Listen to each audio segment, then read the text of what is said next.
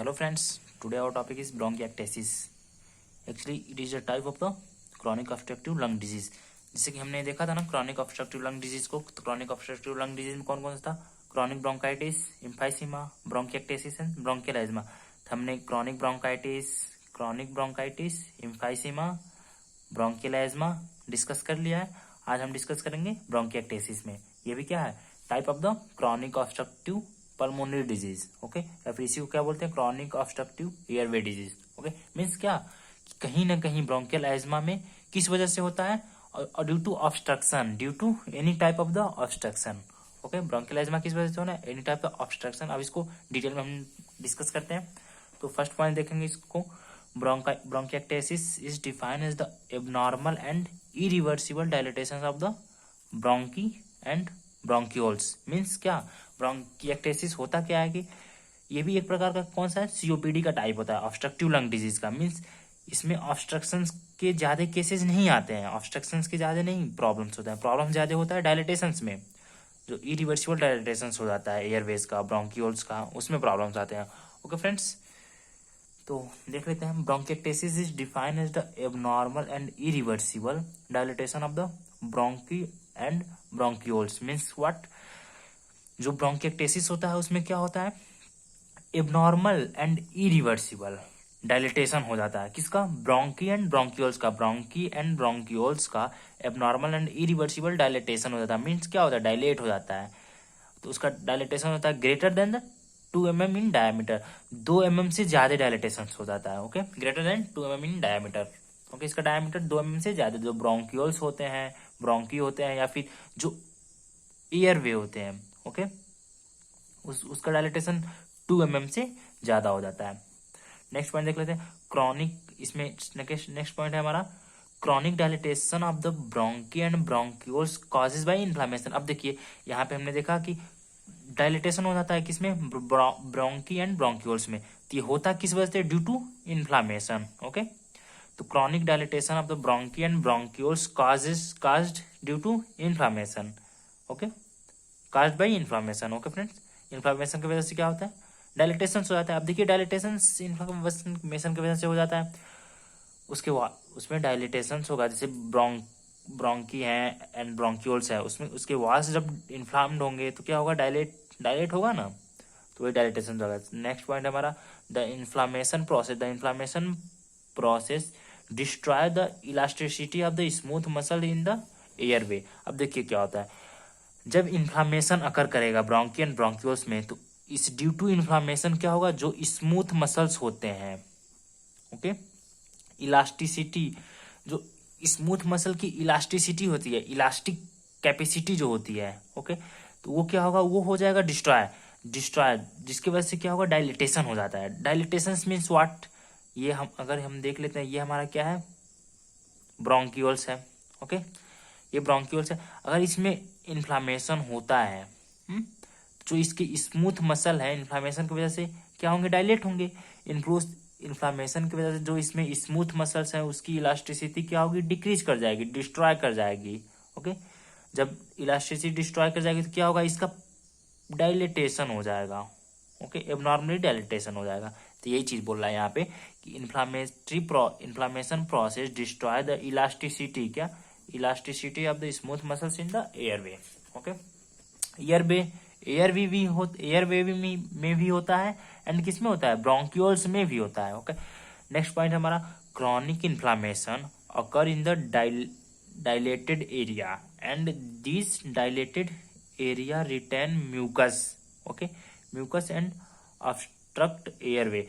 Means क्या होता है? जब क्रॉनिक इन्फ्लामेशन, जब देखिए जब वो इन्फ्लामेशन क्रॉनिक हो जाता है तो क्या अकर इन द डायलेटेड एरिया. जब डायलेटेड एरिया में क्रॉनिक इन्फ्लामेशन होता है तो क्रॉनिक इन्फ्लामेशन की वजह से क्या होगा? डायलेटेड एरिया में म्यूकस का सिक्रीशन, रिटर्न म्यूकस ज्यादा होगा. म्यूकस का सिक्रीशन ज्यादा, एबनॉर्मली सिक्रीशन ज्यादा होगा. अब जब म्यूकस का सिक्रीशन ज्यादा होगा तो वो क्या करेगा? म्यूकस कहीं ना कहीं जाके स्टोर होगा ना, ब्रोंक्यूल्स में, एयरवे में स्टोर होगा.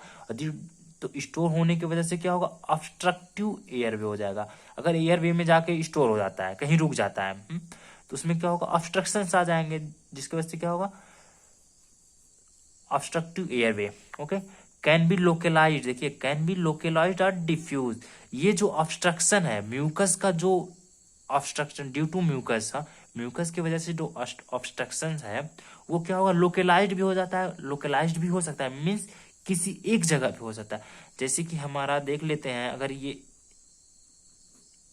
ओके, ये हमारा एयरवे है,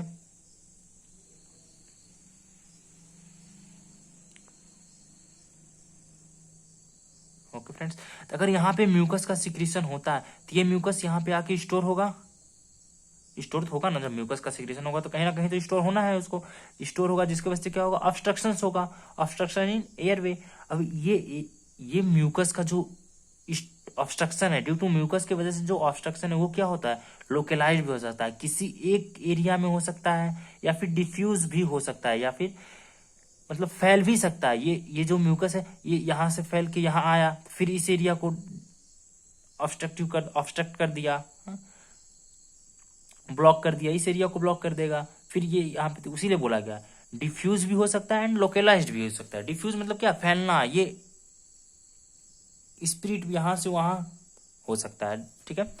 नेक्स्ट पॉइंट हम देख लेते हैं, sometimes associated with the childhood disease influenza and tuberculosis. देखिए कभी कभी क्या होता है, जो ब्रोंकिएक्टेसिस होता है वो childhood disease, associated with childhood disease, bronchiectasis तो होगा ही, साथ साथ में क्या होगा, इन्फ्लुएंजा भी होगा एंड ट्यूबरक्लोसिस और इन्फ्लुएंजा, ट्यूबरक्लोसिस एंड इन्फ्लुएंजा के साथ साथ ब्रोंकिएक्टेसिस भी हो सकता है चाइल्डहुड में, बच्चों में, ओके, बचपन में, ओके। अब बचपन बच्चों में ही तो होता है, तो बच्चों में जब अगर इन्फ्लुएंजा के चांसेस, अगर बच्चों में अगर इन्फ्लुएंजा एंड ट्यूबरक्लोसिस होता है तो वहां पे ब्रोंकिएक्टेसिस होने के चांसेस ज्यादा होते हैं। मोस्ट कैरेक्टरिस्टिक क्लिनिकल मैनिफेस्टेशन, अब हम कुछ मोस्ट क्लिनिकल सिम्टम्स देख लेते हैं, जिसके थ्रू हम क्या करते हैं, आइडेंटिफाई करते हैं ब्रोंकिएक्टेसिस को। इसमें क्या होता है, persistence cough with expectoration of the copious amount of foul smelling and purulent sputum. देखिए इसमें क्या होता है, परसिस्टेंस कफ होता है, कफ का प्रोडक्शन होगा, परसिस्टेंस होगा, क्या होगा, कोपियस अमाउंट में होगा, फ्यूल स्मेलिंग होगा, फॉल स्मेलिंग और पुरलेंट स्पूटम होगा। क्या पुरलेंट स्पूटम और फॉल स्मेलिंग मतलब क्या, कुछ अजीब सी स्मेल आएगी, पुरलेंट स्पूटम होगा, पुरलेंट मतलब उसमें कुछ थोड़ा सब, थोड़ी सी पस का, स्पूटम में पस भी हो सकता है, ओके फ्रेंड्स। नेक्स्ट पॉइंट है हमारा, sinusitis is a common compound of the bronchiectasis. अब देखिए क्या होता है, अगर ब्रोंकिएक्टेसिस डिजीज हुआ है, जिस बंदे में, जिस पेशेंट में ब्रोंकिएक्टेसिस डिजीज हुआ है, उसमें क्या होगा, साइनोसाइटिस जरूर होगा, ओके, साइनोसाइटिस जरूर होगा। नेक्स्ट पॉइंट हमारा, post infectious causes case, post infectious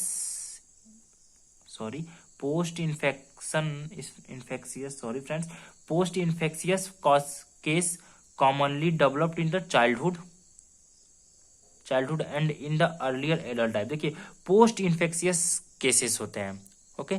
कभी कभी क्या होता है, पोस्ट इन्फेक्शियस केसेस मतलब इन्फेक्शंस के बाद भी डेवलप होता है, किन में, बचपन में, बच्चों में हो सकता है, या फिर एडल्ट लाइफ में होता है। किसी भी, कोई भी आपका रिस्पायरेटरी इन्फेक्शन हुआ, उसके बाद में क्या हो जाएगा, ब्रोंकिएक्टेसिस हो जाएगा, तो यहाँ पे वही बोला है, पोस्ट इन्फेक्शियस केसेस में होता है कॉमनली। फिर नेक्स्ट पॉइंट हमारा क्या है, हिमोप्टिसिस एंड रिकरेंट न्यूमोनिया। हिमोप्टिसिस मीन्स क्या, वही स्पूटम विथ कफ विथ पस, मतलब कफ विथ पस नहीं होगा फ्रेंड्स। हिमोप्टिसिस मीन्स होता है कि कफ के साथ लिटिल अमाउंट में ब्लड का मिक्सचर होगा, कफ और ब्लड दोनों एक साथ निकलेगा, कफ के साथ कुछ ब्लड भी बाहर आता है, तो उसे बोलते हैं हिमोप्टिसिस होगा। एंड रिकरेंट न्यूमोनिया, और न्यूमोनिया के भी कुछ सिम्टम्स हो सकते हैं, न्यूमोनिया भी हो सकता है, ओके फ्रेंड्स। तो ये हमारा क्या था, क्लिनिकल मैनिफेस्टेशन था ब्रोंकिएक्टेसिस का। तो हम देख लेते हैं sign of the bronchiectasis, bronchiectasis के साइन एंड सिम्टम्स क्या होते हैं। तो देख लेते हैं, साइन होता है रिकरेंट रिस्पायरेटरी इन्फेक्शन, मीन्स क्या, ब्रोंकिएक्टेसिस के पहले कुछ दिनों पहले, कुछ मंथ पहले रिस्पिरेटरी इन्फेक्शन जरूर हुआ रहेगा। Recurrent respiratory infection, bad smelling mucus, जो म्यूकस का स्मेल होगा वो बहुत ही बेड होगा, बहुत ही बुरा स्मेलिंग होगा, अजीब सी स्मेलिंग होगी। नेक्स्ट पॉइंट है क्रॉनिक ओवर ब्रोंकी, मीन्स क्या होगा, ब्रोंकी क्रॉनिक होगा, क्रॉनिक ओवर होगा, बहुत ही ज्यादा उसमें क्रॉनिकसिटी रहेगी, जैसे इन्फ्लामेशन होगा, म्यूकस होगा, इन्फेक्शंस हो जाएंगे ब्रोंकी में। ओके, नेक्स्ट है हमारा diminished breath sound in the base of the lungs. अब जब लंग्स के बेस पे हम जब स्टेथो से हियर करेंगे ना, सुनेंगे ना, तो उसमें कैसा साउंड सुनाई देगा, डिमिनिश्ड होगा, डिमिनिश्ड ब्रीथ साउंड सुनाई देगा लंग के बेस पे। बेस नीचे ही ना होता है, एपेक्स ऊपर एंड बेस नीचे, तो बेस पे हमेशा डिमिनिश्ड साउंड सुनाई देगा। अब डायग्नोसिस करेंगे, हाउ टू डायग्नोस, तो डायग्नोसिस देख लेते हैं। High resolution CT scan, CT scan में हाई रिजोल्यूशन होगा, मीन्स रिजोल्यूशन मीन्स क्या, जब सीटी स्कैन होगा, सीटी स्कैन होगा तो हमें बहुत ही धब्बा धब्बा सा व्हाइट कलर का दिखाई देगा। मीन्स सीटी स्कैन में जैसे कि एक्सरे वगैरह हम देखते हैं ना, चेस्ट एक्सरे, तो उसमें क्या देखने को मिलता है, जहाँ पे न्यूमोनिया होता है, ब्रोंकिएक्टेसिस होता है, तो वहाँ पे क्या होगा, बहुत ही व्हाइट सा दिखाई देगा, मतलब बिल्कुल क्लीन सा रहेगा, व्हाइट सा, कुछ पता नहीं चलेगा, तो उसे बोलते हैं हाई रिजोल्यूशन सीटी स्कैन। फिर नेक्स्ट है हमारा complete blood count with the differential ABG, means क्या, कंप्लीट ब्लड काउंट कराएंगे एंड क्या कराएंगे, डिफरेंशियल आर्टियल ब्लड गैसेस कराएंगे।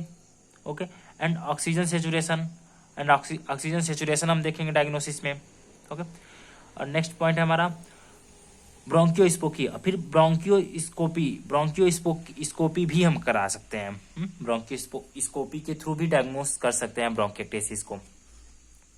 इस ब्रोंकियोस्कोपी में होता क्या है कि जो हमारे ब्रोंक्यूल्स होते हैं ना, ब्रोंक्यूल्स, उसमें उसका स्टडी करते हैं, मेनली सिर्फ ब्रोंक्यूल्स का।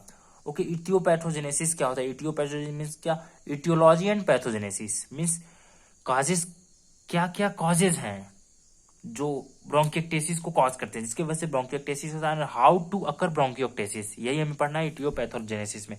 तो देख लेते हैं, the origin of the inflammatory destructive process of the bronchial wall is nearly always a result of the two basic mechanism। देखिए अभी हमने डिस्कस किया था इंट्रोडक्शन में कि क्या होता है ब्रोंकिएक्टेसिस में, क्या होता है, इन्फ्लामेटरी ऑब्स्ट्रक्टिव हो जाता है, ऑब्स्ट्रक्शन हो जाता है, इन्फ्लामेशन होता है, इन्फ्लामेशन की वजह से क्या होता है, ऑब्स्ट्रक्शन हो जाता है। तो ये inflammatory obstructive process of the bronchial wall में मेनली टू मैकेनिज्म के थ्रू होता है। तो वही टू मैकेनिज्म है ना, टू मैकेनिज्म के थ्रू, तो वही टू मैकेनिज्म हमें डिस्कस करना है।